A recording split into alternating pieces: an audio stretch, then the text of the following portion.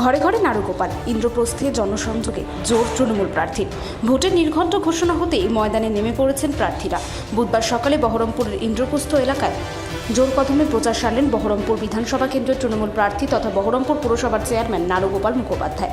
এদিন সকালেই দলীয় কর্মী সমর্থকদের সঙ্গে নিয়ে এলাকায় পৌঁছন তিনি। অলিগলি ঘুরে চলে জনসংযোগ। এদিন সকালে ইন্দ্রপ্রস্থ এলাকায় বাড়ি বাড়ি প্রচারে যোগ দেন নারুগোপাল বাবু। সাধারণ মানুষের দরজায় কড়া নেড়ে তাদের কুশল সংবাদ নেওয়ার পাশাপাশি অভাব অভিযোগের কথাও শোনেন তিনি। সঙ্গে ছিলেন স্থানীয় তৃণমূল নেতৃত্ব ও বিপুল সংখ্যক কর্মী সমর্থক।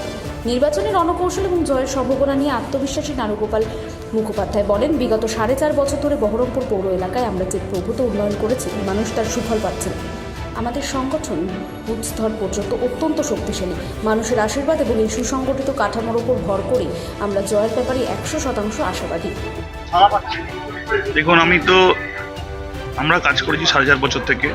প্রত্যেকটা বুথ স্তরে তৃণমূল কংগ্রেসের কর্মী সমর্থক, ওয়ার্ড কমিটি, নাগরিক সমাজ, মিউনিসিপ্যালিটি কাউন্সিলর সবাই একসঙ্গে কাজ করেছি।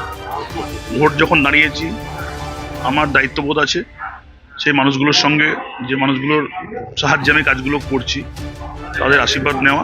সেই আশীর্বাদটা আমি নিচ্ছি এবং ভালো রেসপন্স পাচ্ছি এবং সবাই আমাকে আশীর্বাদ করছে যে আপনি এত ভালো কাজ করছেন বা আপনারা এত ভালো কাজ করছেন। গভর্নমেন্টের ভালো স্কিমগুলো আছে, সেগুলোকে আরও এগিয়ে নিয়ে যাওয়ার জন্য নিশ্চয়ই আপনার পাশে থাকবো।